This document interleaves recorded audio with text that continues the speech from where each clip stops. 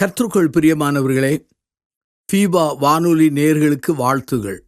தேவனுடைய ஒத்தாசையினாலே 1 சாமுவேல் புஸ்தகத்திலிருந்து திருமறை செய்திகளை நாம் கற்று வருகிறோம்.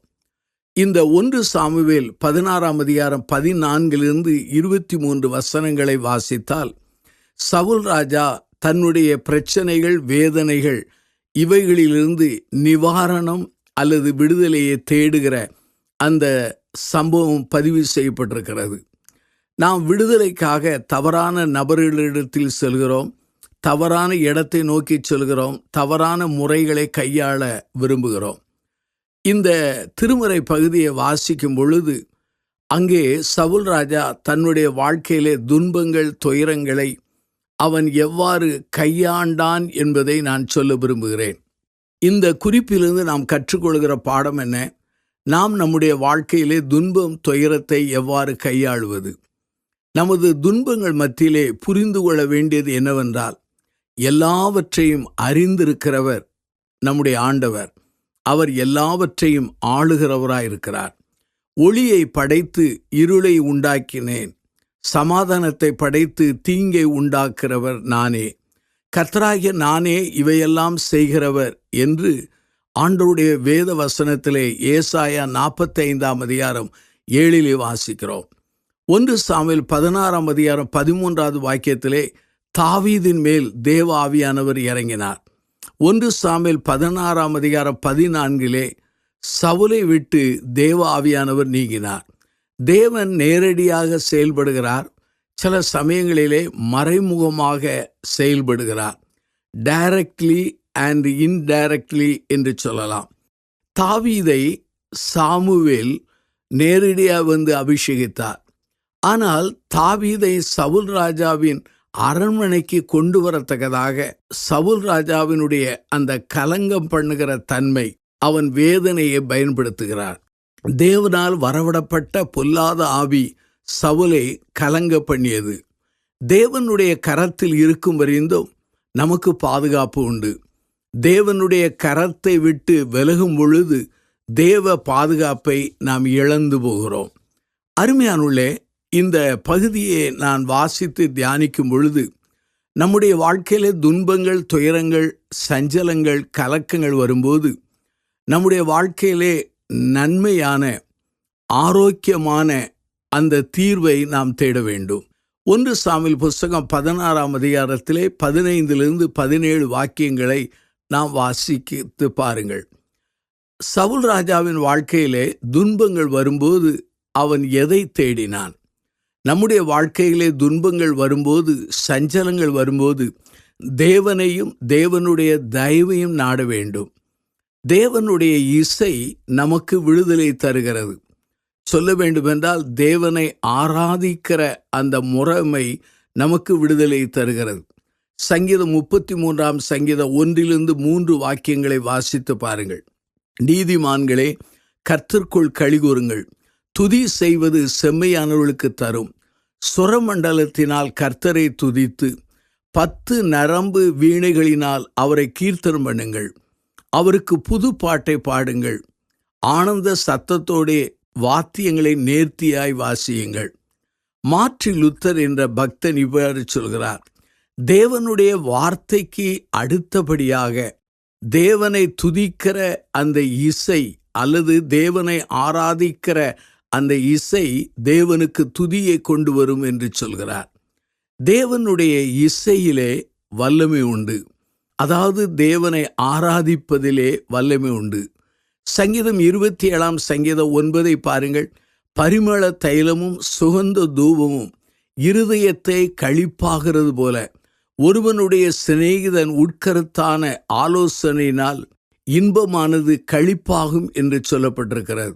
ஆலோசனையினால் பாராட்டும் இன்பமானது களிப்பாகும். பிரசங்கின் புஸ்தகம் 11ஆம் அதிகாரம் 7 பாருங்கள். வெளிச்சமும் இன்பமும் சூரியனை காண்பதும் கண்களுக்கு பிரியமாக இருக்கும். அப்படியானால் நம்முடைய துன்பங்கள், துயரங்கள் வரும்போது இருளில் தங்காதபடி வெளிச்சத்துக்கு வர வேண்டும். இதை காட்டிலும் ஒரு சிறந்த ஆழமான ஒரு ஆலோசனை உண்டு.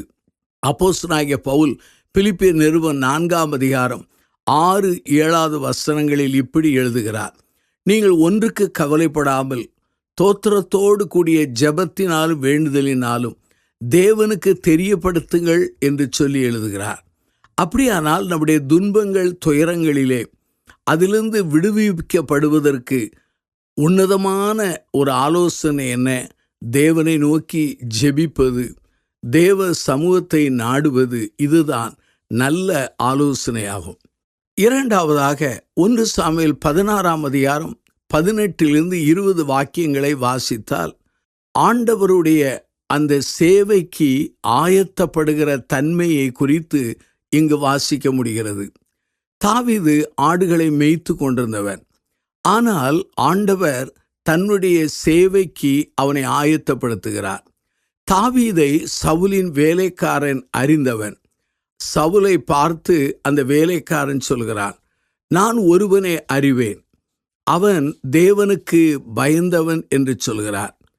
அங்கே நான் சொல்லுகிறேன், அவன் வாசிப்பதிலே தேறினவன், பராக்கிரமசாலி, யுத்த வீரன், காரிய சமர்த்தன், சௌந்தரியம் உள்ளவன், கர்த்தர் அவனுடன் இருக்கிறார் என்று சொல்லி அந்த வேலைக்காரன் தாவீதை குறித்து அவன் சொல்லுகிறான்.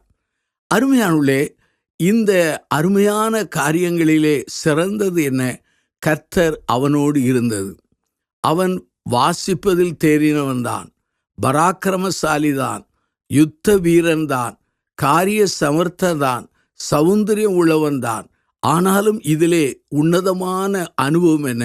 ஆண்டவர் அவனோடு கூட இருக்கிறார். அருமையானவர்களே, நம்முடைய வாழ்க்கையிலே ஆண்டவருடைய சேவைக்கும் ஆண்டவருடைய பணிக்கும் நம்மை ஆண்டவர் பயன்படுத்தும் பொழுது நம்முடைய வாழ்க்கையிலே நம்முடைய தாளந்துகளை, திறமைகளை ஆண்டவருக்காக நாம் பயன்படுத்த வேண்டும். அதை டெவலப் பண்ண வேண்டும். அதிலே முன்னேறி செல்ல அழைக்கப்படுகிறோம். 1 சாமுவேல் 16-18 பாருங்கள். அவன் வாசிப்பதில் தேறினவன். அப்படியானால் தன் தாளந்துகளை, திறமைகளை கர்த்தருக்குள்ளே வளர்த்து கொண்ட ஒரு மனிதனாக தாவீது காணப்பட்டான். ஒருவேளை வனாந்தரத்திலே ஆடுகளை மேய்த்து கொண்டிருக்கும் போதும், தன்னுடைய அந்தரங்க சூழ்நிலைகளிலும் அவன் இசையை அருமையாக வளர்த்து கொண்டார். பிரியமான சகோதர சகோதரிகளே, நம்முடைய தாளந்துகள், திறமைகள் இவைகளை ஆண்டவருக்கென்று நாம் வளர்த்து கொண்டிருக்கிறோமா? இந்த தாளந்துகள், திறமைகள் மூலமாக ஆண்டவருடைய திருப்பணிக்கும் பிறருக்கும் நாம் உதவலாம்.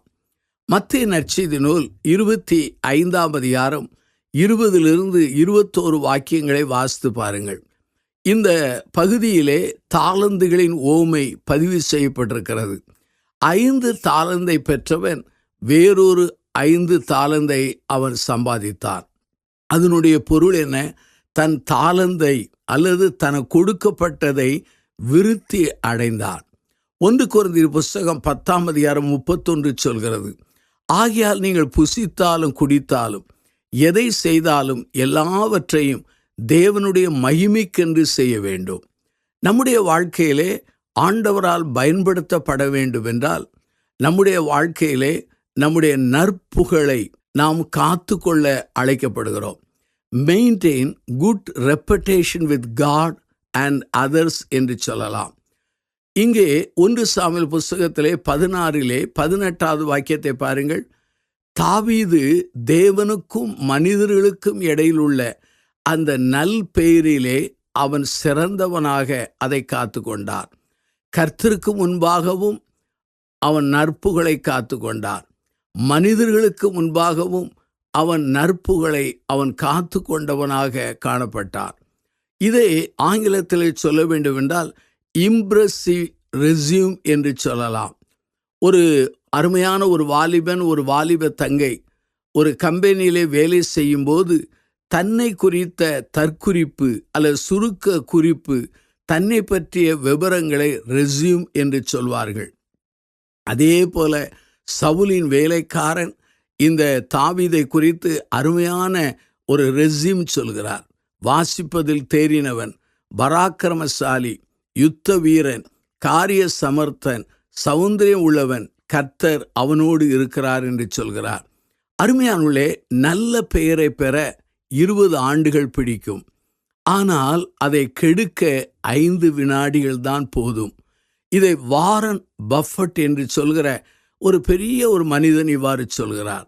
நீதிமொழியின் புஸ்தகம் 3ஆம் அதிகாரம் 3-4 வசனங்களை வாசித்து பாருங்கள். கிருபையும் சத்தியமும் உன்னை விட்டு விலகாது இருப்பதாக. நீ அவைகளை கழுத்தில் பூண்டு இருதயமாகிய பலகையில் எழுதிக்கொள்.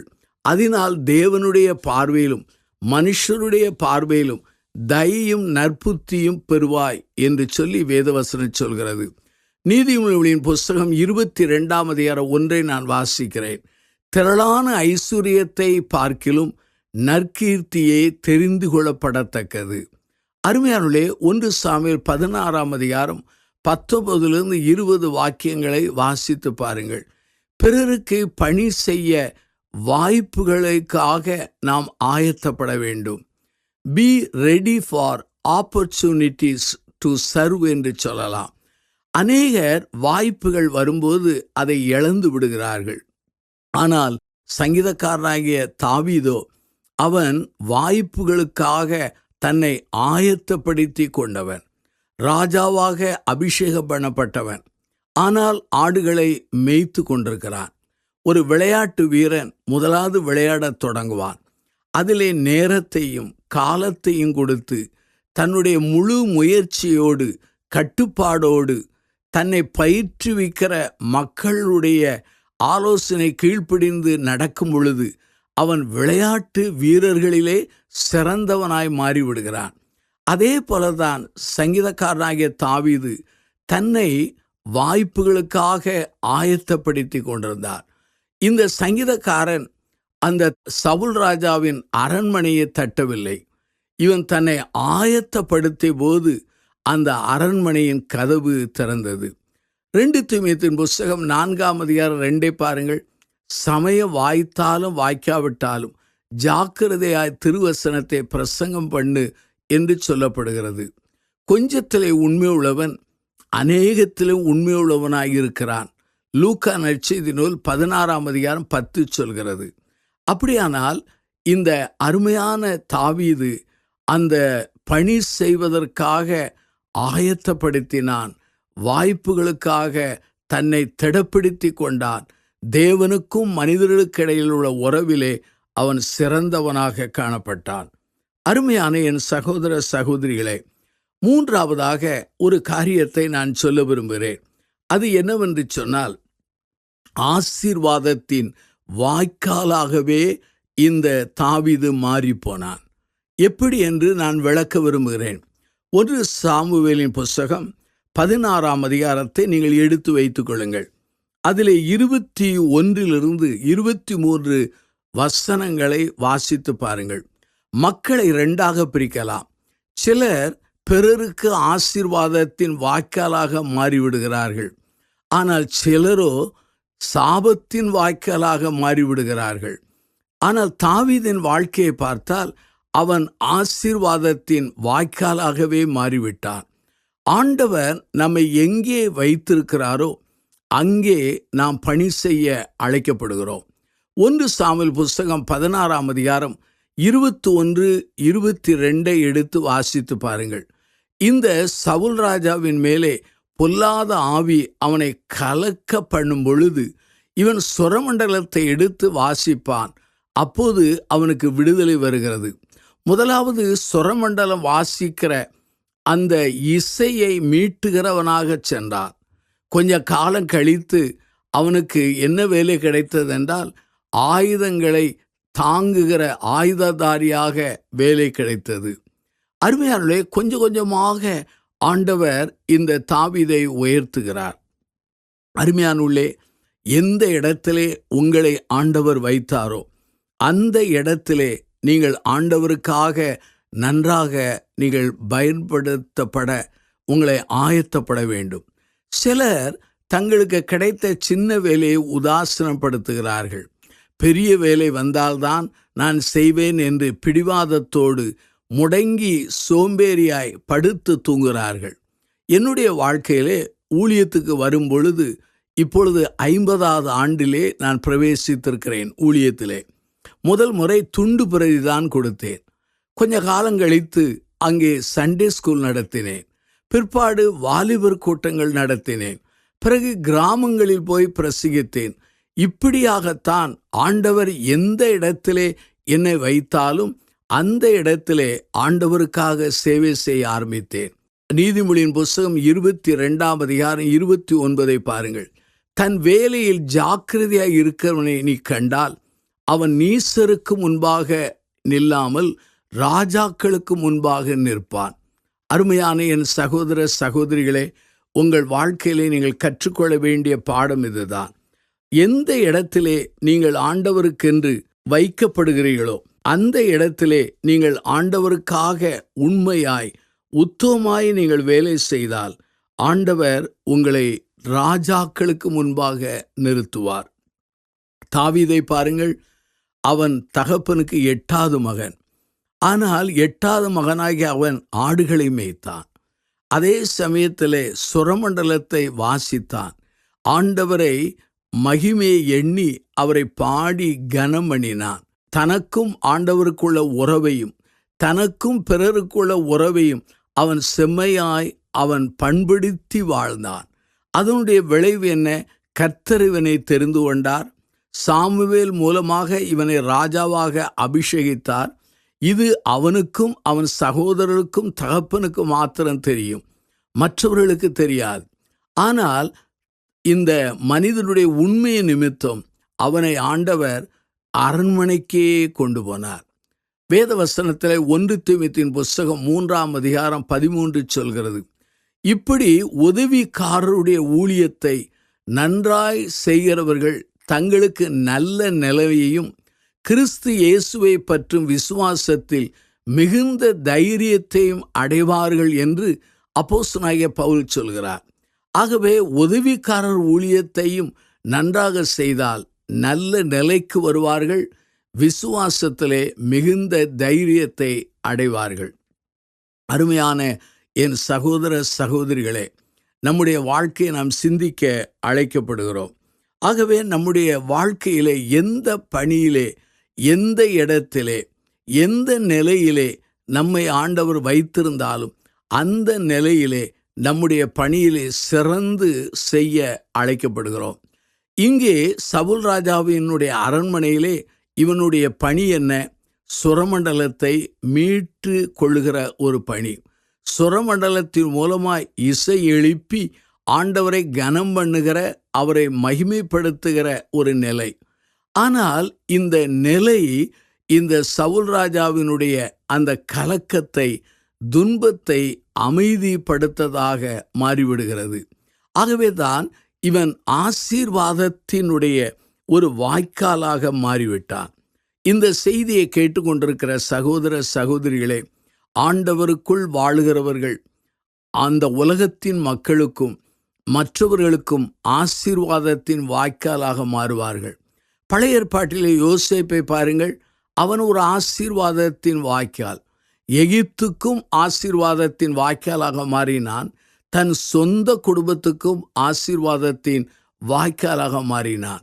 புதிய ஏற்பாட்டிலே சவுல் என்கிற பவுலை பாருங்கள். அவனும் ஒரு ஆசீர்வாதத்தின் வாய்க்கால். ஒரு காலத்திலே மத தீவிரவாதியாயிருந்து சபையை துன்பப்படுத்தின மனிதன் பிற்காலத்திலே ஆண்டவரை அறிந்தபோது அவன் ஆசீர்வாதத்தின் வாய்க்காலாக மாறினான். அவன் மூலமாக புதிய ஏற்பாட்டிலே ஏராளமான நிருபங்கள் எழுதப்பட்டது. அவன் மூலமாக புறமக்கள் மத்தியிலே நற்செய்தி பரவியது. புறமக்கள் மத்தியிலே தேவராஜ்யம் கட்டி எழுப்பப்பட்டது. அநேக மக்களை அவன் உடன் ஊழியராக எழுப்பினான். பின் காலங்களிலே தொடர் ஊழியம் செய்ய அடுத்த தலைமுறை அங்கே தலைவர்களை உருவாக்கினான். பாருங்கள், பழைய ஏற்பாட்டிலே அங்கே யோசேப்பு ஆசீர்வாதத்தின் வாய்க்கால். புதிய ஏற்பாட்டிலே யார் என்று சொன்னால் பவுல் அப்போஸ்தலன் ஒரு ஆசீர்வாதத்தின் வாய்க்கால். இந்த அருமையான தாவீது சவுலினுடைய அரண்மனைக்கு சென்றபோது பொல்லாத ஆவி சவுலை அலக்களித்த பொழுது இவன் சுரமண்டலத்தை எடுத்து அவன் இன்னிசை மீட்டு கொள்ளும் பொழுது அவனுடைய வாழ்க்கையிலே அமைதி ஏற்பட்டதை இந்த அதிகாரத்திலே நாம் வாசிக்க முடிகிறது. அருமையான என் சகோதர சகோதரிகளே, இந்த செய்தியை கேட்டுக்கொண்டிருக்கிற உங்கள் வாழ்க்கையிலே நீங்கள் புரிந்து கொள்ள அழைக்கப்படுகிறீர்கள். நம்முடைய வாழ்க்கையை மறுமதிப்பீடு செய்ய நம்முடைய வாழ்க்கையிலே அழைக்கப்படுகிறீர்கள். கடைசியாக ஒரு காரியத்தை மனந்திறந்து சொல்ல விரும்புகிறேன். நம்முடைய வாழ்க்கையிலே ஆசீர்வாதமான வாய்க்காலாக இருக்க அழைக்கப்பட்ட நாம் நமக்கு மாத்திரமல்ல மற்றவர்களுக்கும் ஆசீர்வாதமாக வாழ ஆண்டவர் நம்மை பயன்படுத்துகிறார். பிரியமானவர்களே, இந்த அதிகாரத்திலே 23வது வாக்கியத்தை வாசித்து பாருங்கள். இந்த அருமையான தாவீதின் வழியாக ரிலீஃப் would come to சால் என்று சொல்லலாம். அதாவது நிவாரணமானது தாவீதின் வழியாக சவுல் ராஜாவுக்கு வந்தது. அருமையானவர்களே, ஏனென்றால் இவனிடத்திலே தேவ ஆவியானவர் இருந்தார். தேவ ஆவியானவர் இருக்கிற இடத்திலே விடுதலை வருகிறது. வேத வசனத்திலே வாசிக்கிறோம், எங்கே கர்த்தருடைய ஆவி உண்டோ அங்கே விடுதலை உண்டு என்று சொல்லப்படுகிறது. ரிலீஃப் என்கிற அல்லது நிவாரணம் என்கிற அந்த வார்த்தைக்கு அர்த்தம் என்ன? நாம் உற்சாகப்படுத்துதல் என்கிற பொருள் தரலாம். அல்லது நம்முடைய வாழ்க்கையிலே, அதாவது விசாலமான இடத்திலே நன்றாக சுவாசிக்கிற அந்த நிலையை பெறுகிறோம் என்று பொருளாகும். அப்படியான ரிலீஃப் என்றால் என்ன? நெருக்கத்தில் இருக்கிற நாம் விடுதலை பெறுகிறோம். துன்பத்தில் இருக்கிற நாம் அதிலிருந்து வெளியேற்றப்பட்டு ஆசீர்வாதத்தை பெறுகிறோம். சஞ்சலத்தை அனுபவித்தவர்களுக்கு அங்கு சமாதானம் கிடைக்கிறது. ஆகவே இந்த அருமையான தாவீது ஆசீர்வாதத்தின் வாய்க்கால் மாத்திரமல்ல, அவன் மற்றவர்களுக்கும் அவன் ஆசீர்வாதத்தின் வாய்க்காலாக காணப்பட்டான். இந்த செய்தியை கேட்டுக்கொண்டிருக்கிற சகோதர சகோதரிகளே, ஆண்டவர் உங்களை ஆசீர்வாதத்தின் வாய்க்காலாக தெரிந்து கொண்டது உண்மை. ஆனால் மற்றவர்களுக்கு நீங்கள் ஆசீர்வாதமான வாய்க்காலாக மாறியிருக்கிறீர்களா என்ற ஒரு கேள்வியை நீங்கள் கேட்க வேண்டும். நீதிமொழியின் புஸ்தகம் 16ஆம் அதிகாரம் 24 பாருங்கள். இனிய சொற்கள் தேன் கூடு போல ஆத்துமாவுக்கு மதுரமும் எலும்புகளுக்கு ஔஷதமாகும் என்று சொல்லப்பட்டிருக்கிறது. எவ்வளவு உண்மையான காரியங்கள் பாருங்கள். நம்முடைய ஆறுதலான வார்த்தைகள் அநேகருக்கு அது விடுதலையை தரக்கூடியதாக இருக்கிறது. 2 கொரிந்தியரின் புஸ்தகம் 1ஆம் அதிகாரம் 3-4 வாக்கியங்களை வாசித்து பாருங்கள். அப்போஸ்தலனாகிய பவுல் சொல்கிறார், நம்முடைய தேவன் ஆறுதலின் தேவன் என்று சொல்கிறார். ஆகவே மற்றவர்களுக்கு ஆறுதல் சொல்ல திராணி உள்ளவர்கள் ஆகும்படி எங்களுக்கு வருகிற உபத்திரங்களிலே கர்த்தரே ஆறுதல் கொடுக்கிறவர் செய்கிறவர் என்று எழுதுகிறார். அருமையான என் சகோதர சகோதரிகளே, நம்முடைய வாழ்க்கை மூலமாய் அநேகருக்கு ஆறுதலையும் தேர்தலையும் கொடுக்கிற ஆசீர்வாதத்தின் வாய்க்காலாக மாறிவிடுகிறோம். பிரியமானவர்களே, நம்முடைய வாழ்க்கையிலே இந்த ஒரு அதிகாரத்திலிருந்து நாம் கற்றுக்கொள்கிற பாடம் என்ன? சஞ்சலங்கள், தவிப்புகள், துன்பங்கள் வரும்போது அதற்கு நிவாரணம் எப்படி வருகிறது என்பதை இந்த அதிகாரத்திலிருந்து நாம் கற்றுக்கொண்டோம். ஆண்டவரிடத்தில் வாருங்கள், அவர் உங்களுக்கு நிவாரணமும் விடுதலையும் தருவார். கண்களை மூடி நாம் பிரார்த்தனை செய்வோம். அன்பின் ஆண்டவரே, இந்த நல்ல நாளுக்காக நாங்கள் நன்றி சொல்கிறோம்.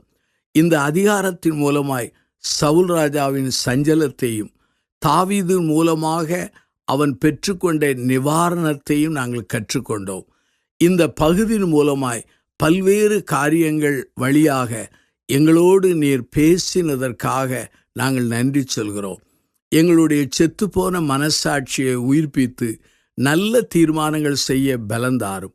இந்த செய்தியை கேட்டு ஆண்டவரே தங்களை அர்ப்பணித்த மக்களை ஆசீர்வதியும். இயேசுவின் நாமத்தில் ஜெபிக்கிறோம் ஜீவனுள்ள பிதாவே, ஆமென்.